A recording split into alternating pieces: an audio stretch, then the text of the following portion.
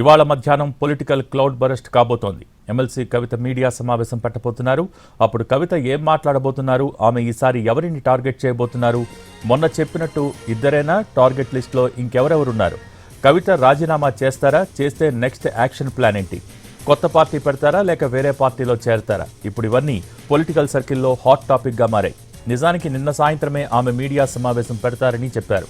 కానీ సడన్గా post phone చేశారు. బహుశా సస్పెండ్ చేసిన తర్వాత ఎవరు ఎలా రియాక్ట్ అవుతారో చూసి వాళ్లకు కౌంటర్లు ఇవ్వటానికే అని జాగృతి కార్యకర్తలు చెబుతున్నారు.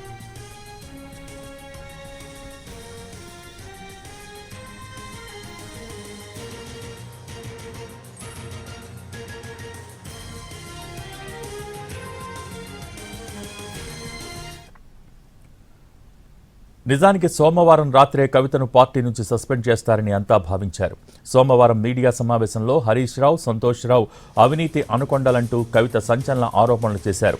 కేసీఆర్కు అవినీతి మరక అంటడానికి వారిద్దరే కారణమని ఆరోపించారు. ఆమె వ్యాఖ్యలు బీఆర్ఎస్లో ప్రకంపనలు రేపాయి. కవిత తీరుతో పార్టీకి నష్టం జరుగుతోందని కేసీఆర్కు నేతలంతా వివరించారు. పైగా విపక్షాలకు ఆయుధమిచ్చినట్టవుతోందని నేతలంతా గులాబీ బాస్కు చెప్పారు. ఈ క్రమంలో రోజంతా పలువురు కీలక నేతలతో భేటీ అయిన కేసీఆర్ మంగళవారం మధ్యాహ్నం వరకు కవిత అంశంపైనే సుదీర్ఘంగా చర్చించారు. వేటు వేస్తే లాభ నష్టాలపై బేరీజు వేసుకున్నారు. చివరికి సస్పెండ్ చేశారు. నిన్న మధ్యాహ్నం 1:30 సమయంలో సస్పెన్షన్ ప్రకటన వచ్చింది. పార్టీ రూల్ ప్రకారం బహిష్కరిస్తే 6 ఏళ్ల పాటు తిరిగి పార్టీలోకి వచ్చే అవకాశం ఉండదు. సస్పెండ్ చేస్తే ఏ క్షణమైనా ఎత్తేసి తిరిగి పార్టీలోకి తీసుకోవచ్చు.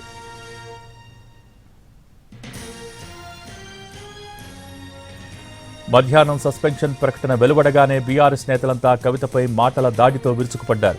కొందరు నేతలు నేరుగా మీడియాతో మాట్లాడారు. మరికొందరు సోషల్ మీడియా వేదికగా అటాక్ స్టార్ట్ చేశారు.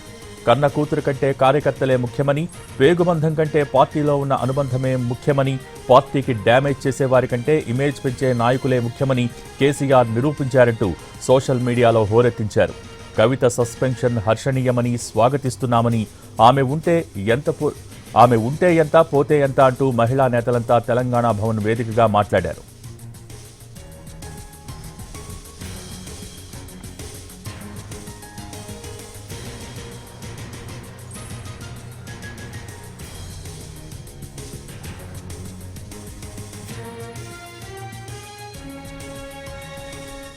సస్పెన్షన్ తీరుపై పార్టీలో భిన్నాభిప్రాయాలు వ్యక్తమవుతున్నాయి. గతంలో జరిగిన కొన్ని ఎపిసోడ్స్ను గుర్తు చేసుకుంటున్నారు. కొందరు నేతలు అధిష్టానం తీరును అంతర్గతంగా తప్పుపడుతున్నారు. పార్టీ నుంచి సస్పెన్షన్ తర్వాత కవిత ఇంకా ఎక్కువగా వ్యక్తిగత లక్ష్యంగా చేసుకుని తీవ్ర వ్యాఖ్యలు చేసే ప్రమాదం లేకపోలేదని కొందరు నేతలంటున్నారు.